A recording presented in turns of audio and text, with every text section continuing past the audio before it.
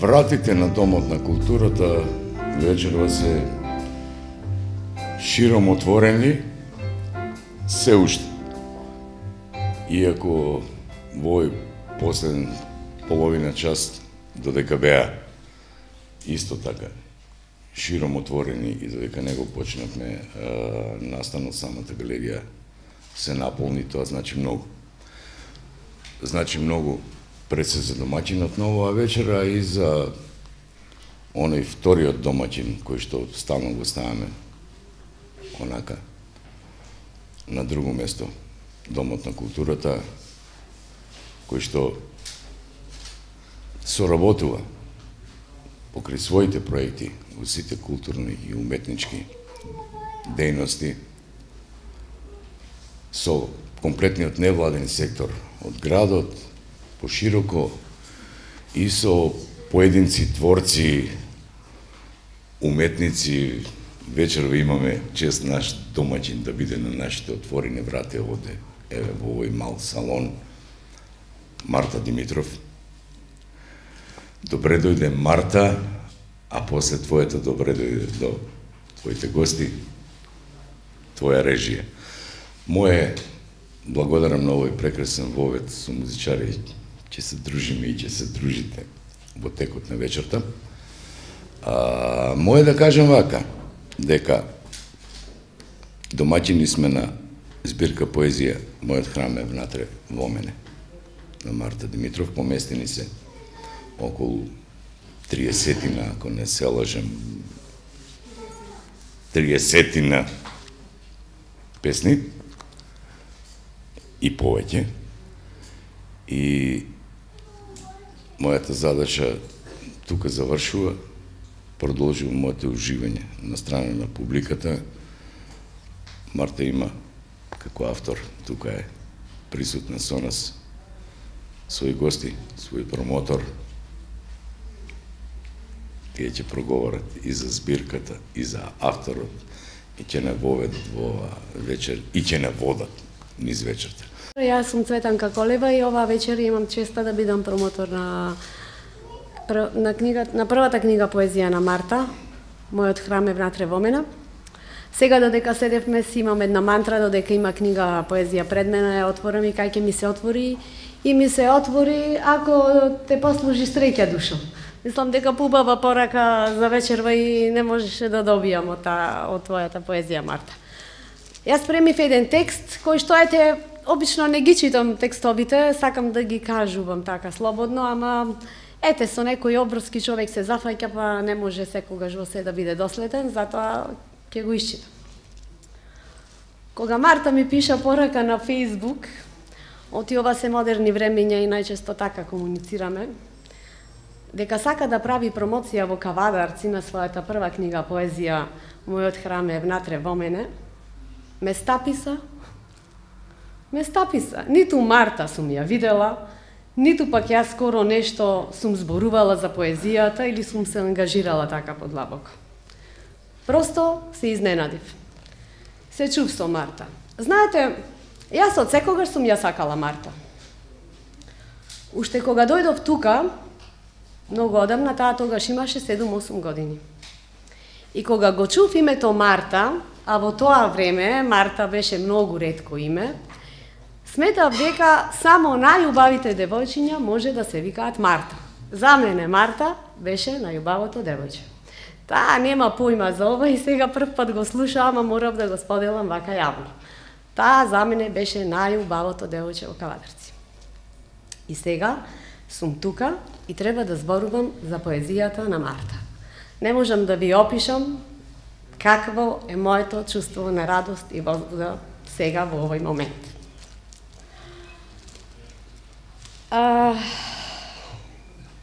Ја немав книгата од Марта и по некој ден отидов кај мојата пријателка Милка, колешката по пишан збор, да ја земам книгата, затоа што тие претходно веќе има набавено, затоа што присуствуваја на промоцијата во Скопје и ми кажаа дека таму било навистина супер добро. Секој од нас има свој начин како ги почнува книгите со читање, особено со поезијата. Јас поезијата ја почнувам да ја читам од таму каде што ќе ми се отвори. Поезијата на Марта ми се отвори на песната Верба. Јас ја гледам Марта на Фејсбук, кога ги ја постира незината поезија, но просто да си кажеме по-старски, многу сакам да си читам од книга. Многу ретко читам поезија објавена на Фејсбук, така што навистина прв пат се судрив сега со вистинската поезија на Марта преку незиното вистинско дело кое што сега тука го гледате. И моите впечатоци се од ова дело, значи немам никакви претходни предрасуди во врска што таа објавувала на Фејсбук, па да имам некои ставови, мислења и така. Значи многу отворено пристапив кон оваа поезија. Сакам да кажам дека нема да правам лице. Најчесто настапувам со доза на скептицизам кога доаѓам до одредено дело, особено на некој наш македонски автор. Тогаш дури скептицизмот ми е уште многу поголем и многу построг. Ама на крајот пак оваа песна Верба толку добро заврши, што ми отвори некои нови размисли, а тоа е она што треба да го поттикне еден пишан збор. Да поттикне некои нови размисли во контекстот на пишаното и да направи една симбиоза, еден спој со сопствената интима која што ја носиме во себе. За мене веќе тоа беше знак дека е добра поезија и дека не смеам да се откажам. Незиниот начин на пишување и на изразување нема некоја силна намера да поучува или да морализира, како што понекогаш се среќаваме кај одредени автори. Та изведува своји заклучоци, ја следи понекогаш својата дедукција или напати исклучувањето како метод, затоа што ја следи само својата вистина. Нема да ја генерализирам незината поезија. Можам да кажам дека за песната Големите љубови, во таа песна, особено во Големите љубови, ми се допаѓа начинот на кој ги пишува стиховите. Ми се допаѓаат зборовите што ги користи, ми се допаѓа распоредот во кој што природно се редат, присуството на придавки што ги користи, ми се допаѓа скриената рима која до некаде го оправдува присуството на вербализам, односно присуството на глаголи во незината поезија. И таа се движи. Ритамот кој што се создава внатре и римата се спојуваат во едно одредено време при гласно читање. Поезијата најубаво може да ја доживеете кога ја читате наглас. Поезијата не се чита во ум. Ритамот кој што се создава внатре е тоа што ја движи песната, па така се отвора една можност да ја читаш различно и на неколку начини. Скриената рима го прави тоа. Песните кои што имаат таква скриена рима, раѓаат еден ритам и тие спаѓаат во песни што можеш да ги читаш така како што ти е денот, а не така како што се напишани. Значи една песна може да ја читаш и да ти е малку тажна, па после да ти биде и малку дури љубовна. Па после може да ти биде смешна, зависи од тоа како ти тргнал денот. Во песната Потрага по мир се зафаќа со некои сцени и факти за состојбата на човекот, се зафаќа за една нишка, еве како на пример Потрага по мир. Се зафаќа за големи човечки прашања кои што ги сведуваме на пиење кафе на раат или раатот на кафето. Кој е сега поблиску во сето тоа? По кој раат ние трагаме? Која е таа потреба по мирот? И сакам да кажам дека мојот храм е внатре во мене, за мене е едно длабоко нурнување во себе и навистина Марта е повеќе од тоа што ја гледате тука. Многу повеќе од тоа што вие ја гледате Марта тука или е многу повеќе од тоа што вие мислите или знаете за Марта. Тоа вака од поетскиот аспект кажано, ако си ги провалиме некои одредени внатрешни пораки. Значи, мене ме воодушеви. Иако навиду, може би оваа поезија, која што е лесна за читање, остава впечаток и може да кажем, па ова е наивна поезија. Јас воопшто не би се сложила со тоа, затоа што таа премногу искуствено зборува за одредени работи, премногу мудро ги спојува со светот надвор и тоа навистина не може да биде наивна поезија. Сакав да читам уште неколку песни, па така ја прочитав и цела збирка. И ако почнам да зборувам за стилот, можам да кажам дека го применува начинот на пишување кој е така наречен бел стих. Тоа е поезија во стихови која што во себе крие скриена рима и ритам, која што всушност повеќе не подлежи на одредени правила на поезијата, а внатре има нешто што се движи, се зафаќа со реални мислачки на индивидуата, не фантазира. Тоа е пред се индивидуална книга, не воопштува и таа не се обраќа на масата. Таа не ви се обраќа вам, таа ви се обраќа на секој еден од вас. Ова е индивидуална книга. Нема намера да ве препокрие сите со едно нешто. Сите вие треба да си најдете свое нешто во нејзината поезија. Мудра е ова книга и се навраќа на постари зборови од нашата традиција. Сметам дека тоа и не го прави смислено, туку и доаѓа случајно. Тоа се препознава по природноста на создадените стихови и само индивидуално зависи кој од вас ќе заклучи или ќе воочи дали е ова вродено, дали е малку местено или само така просто дошло само. Употребата на овој вид на вокабулар изваден од фиока и дава специфика на шармантност. Ја трга малку од некој понекогаш за препастувачко сознание, но потоа вели одиме натаму. Нели, Марта? Верувам дека со текот на годините има автори кои што се уште се воодушевуваат на собствените дела. По неколку години има автори кои што не ги сакаат своите дела и има автори што воопшто не ни размислуваат за веќе создадените своји дела. Ја би сакала Марта после некоја година да ја прашам што ќе ни каже за ова дело.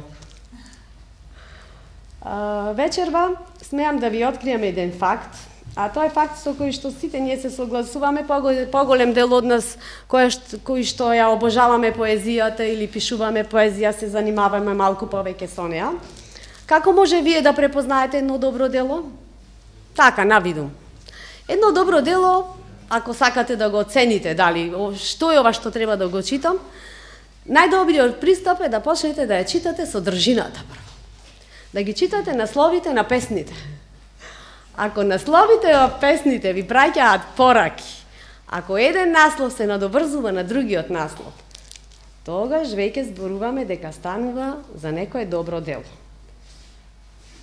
Таму ќе ја најдете вистината на магијата. Дали ја има таа магија или ја нема.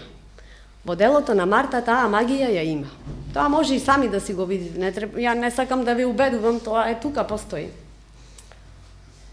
Марта, јас тебе ти честитам за добро создаденото дело, кое што во себе носи нешто што светка. Прочитајте ги овие стихови и погледнете кој дел за вас светка внатре. На почетокот на моето обраќање би сакала да се заблагодарам на мојата издавачка куќа Нов Вавилон за доделеното признание за афирмација на македонскиот јазик и литература. Секако би сакала да се заблагодарам на оние кои финансиски го подпомогна издавањето, а тоа се библиотека Феткин, Трасар Станоја Експорт Импорт, Црна река Петрол и секако Дом на култура Иван Мазов Климе. Благодарно за Домот на културата и за целокупната организација на настанот. Оние кои се сеќаваат, пред точно една година имав промоцијата на мојот прв роман. Ова го споменувам заради тоа што сакам да кажам дека прозата е моја прва љубов, меѓутоа поезијата од секогаш ми била некако во сенка и ете се случи да се испринта едно дело. Поезија пишував во студентските денови, тоа е еден факт што многу малку луѓе го знаат. Пишував и на англиски јазик, таа ја објавував онлайн, а овие се стихови напишани во рокот една година, изминатата календарска 2018 година.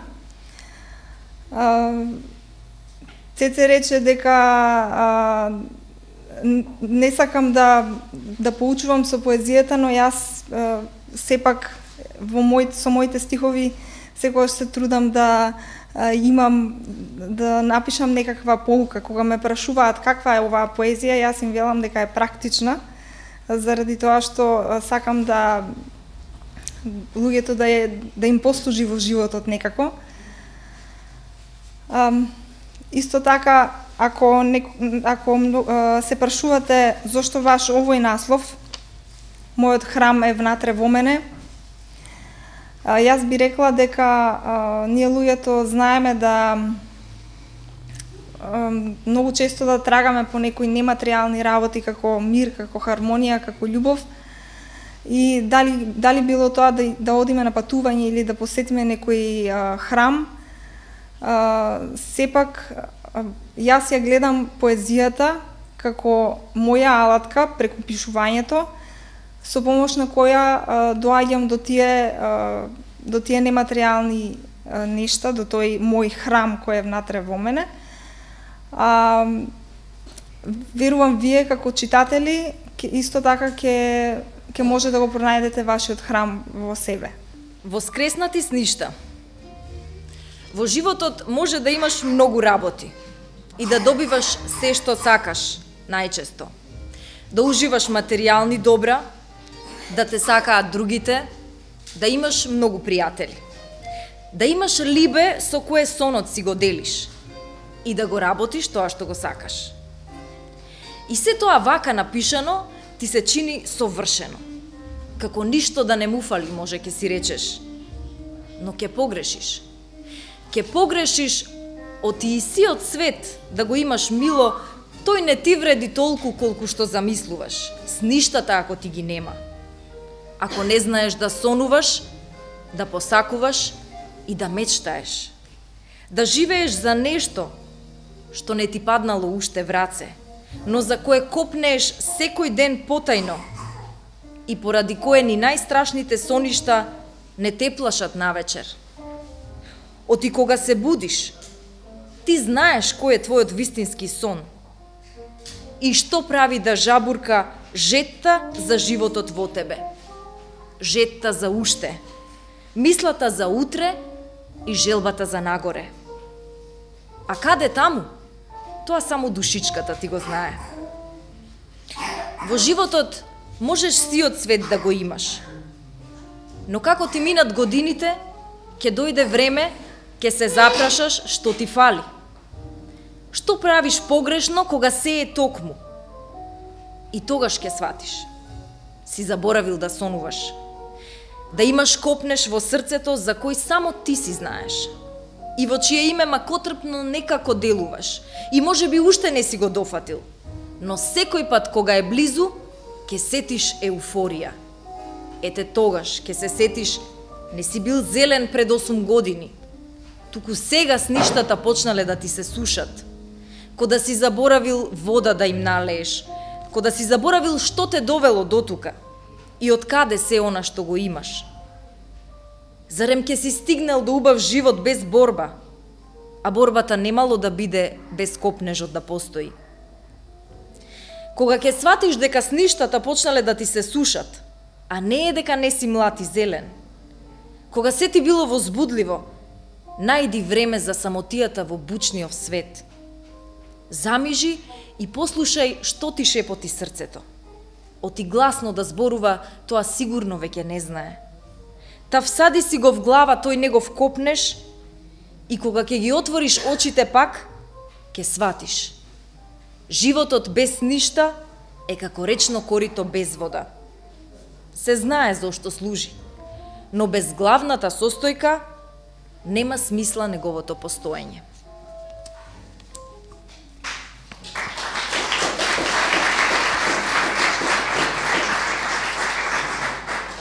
Живот во спомени.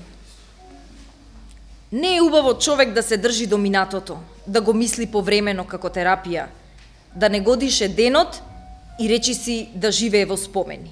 Не, а и не дека е лесно да си сосредоточен со моментот, да го забораваш вчера и ниту повремено да не си носталгичен, да мислиш само на тоа што ти се случува, без да си дозволиш луксус да се сеќаваш, да евоцираш спомени што може би ти се мили, иако не се најубави и многу посебни, какви и да се, твои се.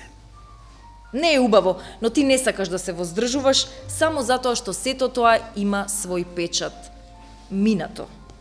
Да, точно е, човек треба да го живее мигот, да биде творец на своето секојдневие, свесен дека сега е негова цел и дека друго освен да се живее денес нема. Но зарем повремено не е неопходно, а и да не е неопходно, барем пријатно е човек да се сети на мигови од некои времиња. Може би такви кои обележале цели недели, месеци, кои дале печат на некое време. Годината ја направиле посебна, иако тогаш не ти било кој знае како. Или барем така си мислел тогаш. Па сепак за миг од таа година ти се враќаат слики. Може би некој летен дожд ке те подсети, може би доволно е да дојде август, да прекрши летото или само да помислиш дека есента ти е омилена. Оти те подсетува токму на таа година кога си немал што си сакал, но си имал она што ти треба. Очигледно, и тоа било доволно. И тоа било доволно. Најчесто е така, само човек не е свесен или се си мислам нештата кога ќе минат помили ни се. Кога се спомени, ко повеќе да им ја гледаме убавината. Може би ко парфем се, чиј мирис е поубав што мине некое време. Кој знае? Се случува, ете, да посакаме да се вратат времињата, такви кои не подсетуваат на джез, поезија и есенско цвеќе. А некој од нив на дожд и на сништа минати. Па ќе склопиме очи и ќе сватиме тогаш в час. Тие желби ние сега ги живееме. Тие желби ние сега ги живееме и една мисла ќе ни мине низ ум тогаш. Исто е и сега. Исто е и сега, може би немаме што сакаме, но имаме што ни треба. Време е за нови сништа, нови желби може би. Оти и сега има крај, си велам. И токму тоа сега, еден ден ќе сакаш да се врати на миг, па ќе сватиш една стара вистина. Ќе сватиш дека сите времиња се добри кога се стари.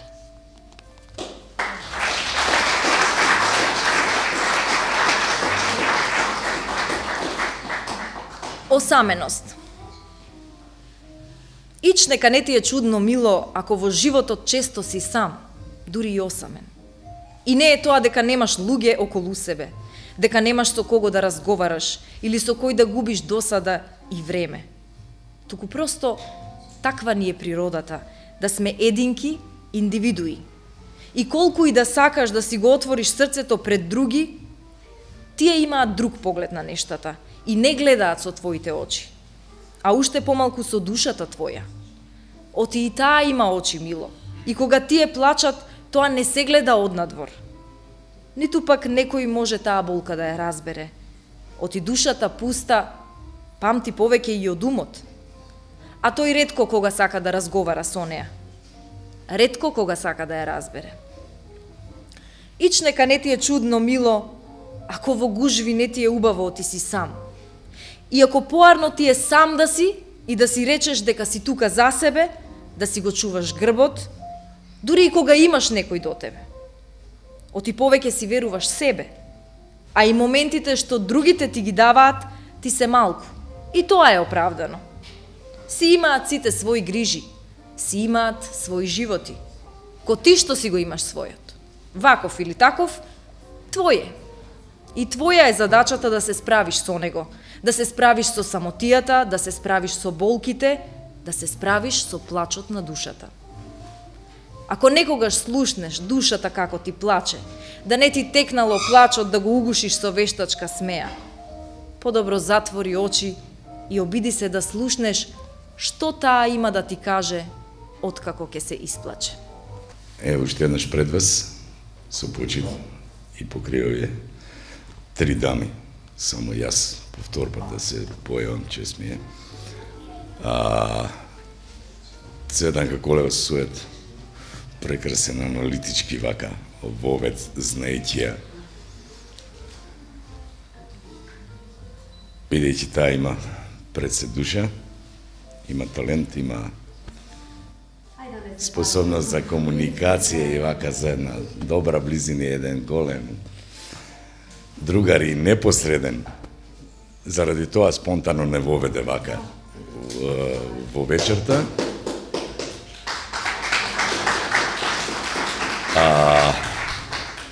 Ни каже што ни каже нешто за збирката.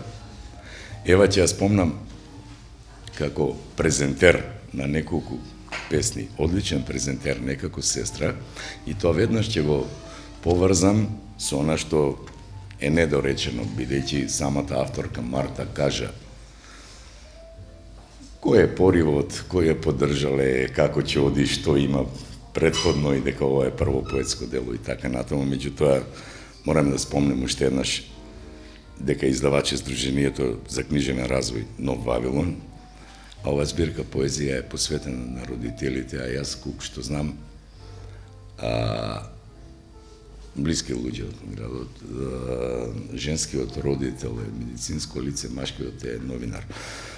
На кого е овој мултиталент? Едниот е книжевник, кој ни е домаќин вечерова, а Ева како презентер беше и актер во нејзините средношколски денови тука. Не знам, нека бараат по предците, меѓутоа очигледно таленти се во прашање. Мора да се спомне тоа, нека си бараат. А јас ќе се поврзам само на Александра Хаџинумовска, на една реченица воведна нејзина, која вели: читањето на поезијата на Марта Димитров е како да листате низ страниците на нашата подсвест. И сега пона за насловите и за изборот и за вкусовите и за емоциите на Цеце, од оваа збирка поезија, за мене болката е тука со причина, се вика песната. И морам да ви ја интерпретирам вака, по моје, како јас ја чувствувам. Ако ти се јави болка во душата, мило, и сетиш како да имаш дупка негде над градите, и како насмевката ти ја има само на лицето, а не и во стомакот, дозволи си да си ја почувствуваш немоќта и да си исплачеш долго, макар и цел ден, та да сознаеш од што те боли, гледајќи низ призма на солзи, и дали таа болка има абер да мине, па дали утрето ќе го преживееш носејќи ја со себе, или кога ќе минат солзите ќе сватиш тоа стара рана е и не е опасна. Не е, само те подсетува дека некогаш си изгубил, та треба да го стегаш силно в преград она што го имаш сега. И ако ти се јави болка во душата, мило, не ги стеги очите полни солзи. Пушти ги. И ако ти треба сето време на светот, дај си го, да се исплачеш, да ја почувствуваш болката, да се соочиш со неа, да си поразговарате. Да ја прашаш колку долго ќе остане или дали има за неа лек. И свати, таа ќе мине, кога ќе ја кажеш дека и поминал рокот. И дека таа стара рана зараснала, па сега е време за нови радости, или ќе ја утешиш ако и кажеш дека вербата ти се вратила. Та лекот за неа брзо ќе се најде. Ако ти се јави болка во душата, мило, не ја задушувај. Диши длабоко. И свати, таа е тука со некоја причина. Убавите фустани не се за чување. Не го чувај убавиот фустан за друг ден, ниту новите чевли за посебни прилики. Стави си кармин секогаш кога ќе си ги видиш усните бледи. Развлечи насмев дури и да немаш причина за тоа. И не штеди на убави зборови. За другите, за себе си, за светот. Зашто животот ќе те научи да не го чекаш утре. Оти речи си никогаш тоа не ги исполнува нашите очекувања. И посебните прилики се само обични моменти. Малку повеќе накитени. Сторени такви да бидат убави спомени. Оти се тие ефтина замена за убави фустани секој ден, за нови чевли почесто и за време потрошено во шминкање. Не ги оставај убавите нешта за утре. Оти животот кога тогаш ќе ти покаже дека нема посебни прилики. Дека очекуваното утре може да те разочара и дека секој ден вреди да си го правиш посебен, па макар и со стариот фустан, ланските чевли и со малку помалку шминка. Но со повеќе свест за сегашниот момент и искрена радост за обичните нешта. Како муграта што ти го брка најсладкиот сон, како смејата што ти доаѓа кога си со пријател, како децата што те враќаат години наназад. Како животот воопшто, тој сиот е една посебна прилика.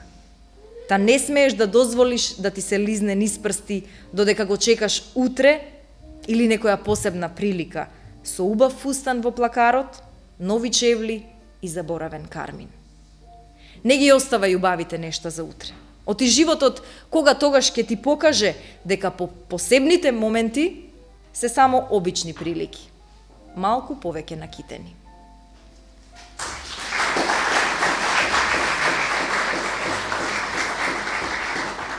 За големите љубови. Големите љубови не се случуваат туку така, надоговорено, напланирано. Нив не можеш да ги испитуваш, да ги анализираш, ко на бендис, ко на корзо, да се мислиш на секој круг кој или која полична е. Не е така. Оти љубов ако е, ке те штрекне в миг. Ке те штрекне в миг и ниту ке си свесен кој е тој и што е, и дали ти чини или не е многу личен. Ете, така ќе ти се случи, ќе те влече нешто натаму, а ќе си речеш, може би ќе мине. А нема да мине. Нема и тоа се посилно ќе е. Тоа ниво чувства не се вбројува. Чувствата се едноставни, а не е ни завис, не е ни обсесија. Може би потреба, та не е. Но едно е сигурно. Тој човек ко сенка ти е. Ко твој јинг или јанг. Зависи ти што си. А патем, тие големите љубови ретко кому се случуваат. Чунки луѓето се на бендис, на корзо си бираат партнери. Ах, што имав можност да узнаам, да сетам. Големите љубови не се препознаваат во ликот. Не, ниту во телото, ниту во наравта. И за нив не се бира момент, не се договара. Туку ете в миг, во поглед нечии ќе видиш, таму си и ти, таму си и ти. Или појасно да ти е, душата ти е таму. Во тие очи се огледува. И тој момент ко вечност е. И го памтиш сиот свој живот, па кога и да се сетиш, секо вчера да бил. А минале години.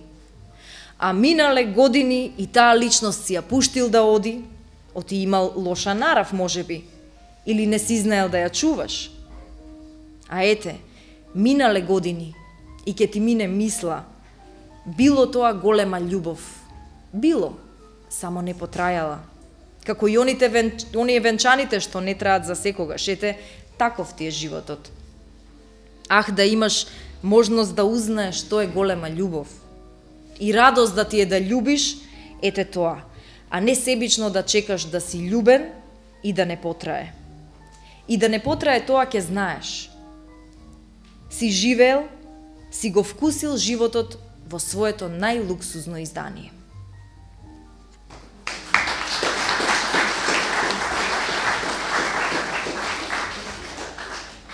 Оддишка. Најди си време за оддишка. Секој ден.